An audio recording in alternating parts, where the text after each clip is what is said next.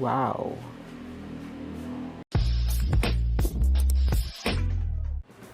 Alright, welcome back again guys sa aking channel. And for today's video, tuturuan ko kayo kung paano mag-lube ng mabilis gamit ang method na tab lubing. Alam nyo naman yung paglulube ng switch is napaka-tagal niyang gawin, lalo na pag hand lube. So ito, nag-research lang din ako. And nakita ko na meron palang mas pinadali. Pero meron din siyang mga cons. So ito na, umpisa na natin. So yung mga kailangan natin sa paglulub na to is yung unang-una switch,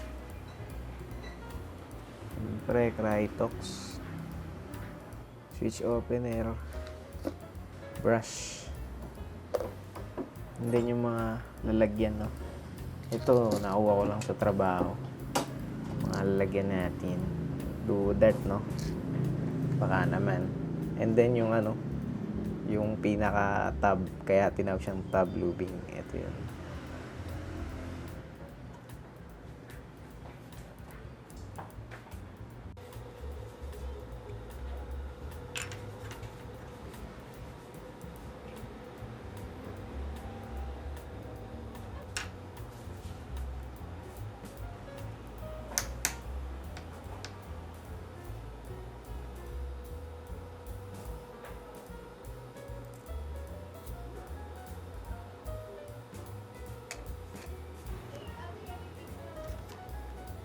So yun na nga, napag tanggal-tanggal na natin yung mga parts ng switch.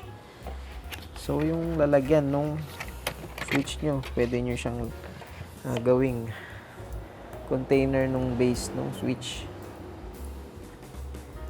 Like dito sa ako, ayan, ganyan siya.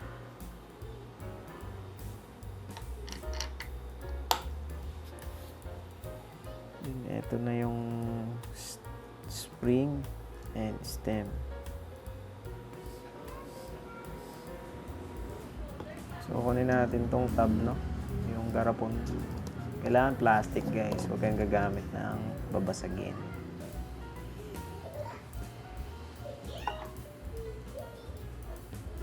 Kunin natin yung Krytox.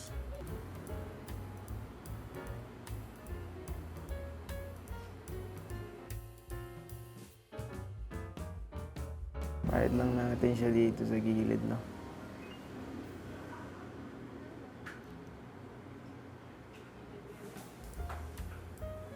Pag stems, ganito kadami.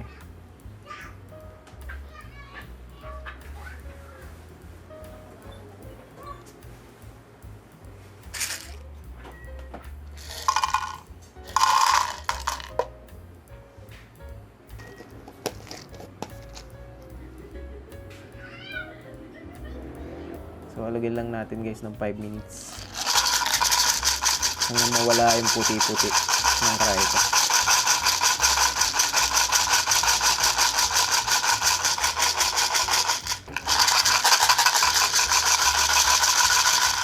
Okay, tapos na guys. Naka 5 minutes na. So, check natin kung even yung pagkaka-lube niya, no?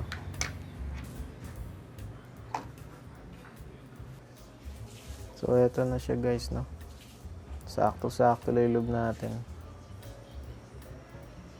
Tsaka na-lube lahat ng part.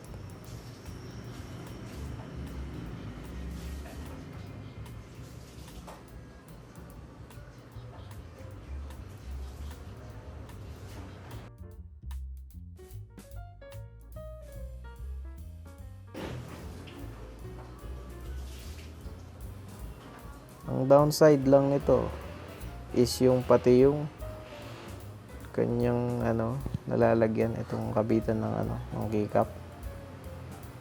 So madali na lang din yan mamaya, pupunasan na lang natin. Tsaka guys, start muna kayo ng manipis. Tapos pag di kayo nasiyahan, saka nyo na lang siya dagdagan. Siyempre 105 oil yung gagamitin natin.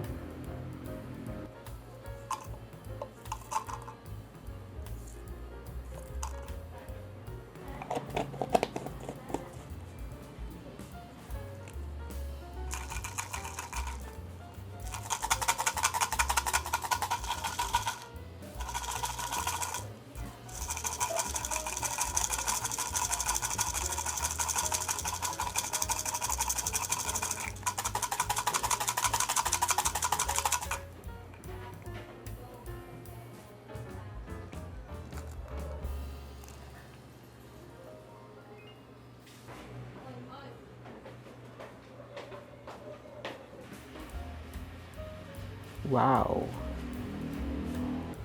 Siyempre, luluban din natin yung base niya, no?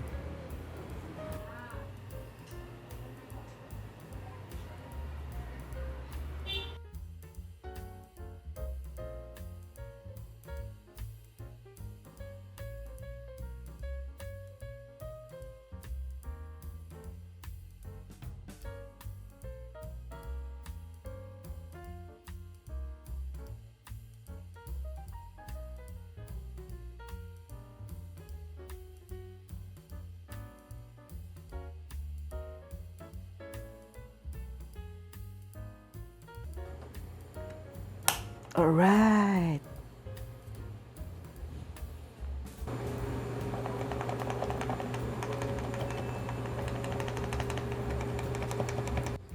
So, ayan na guys, nayari na natin silang i-assemble, no? So, lahat ng part ng stem is nalagyan ng lube. So, ito, kumuha tayo ng tissue. Punasan lang natin yung yung itaas. So, yung pros niya is bibilis kayo mag-lube. And yung cons naman niya is yung stem nyo is kailangan nyo pang punasan after nyo i-assemble yung switch.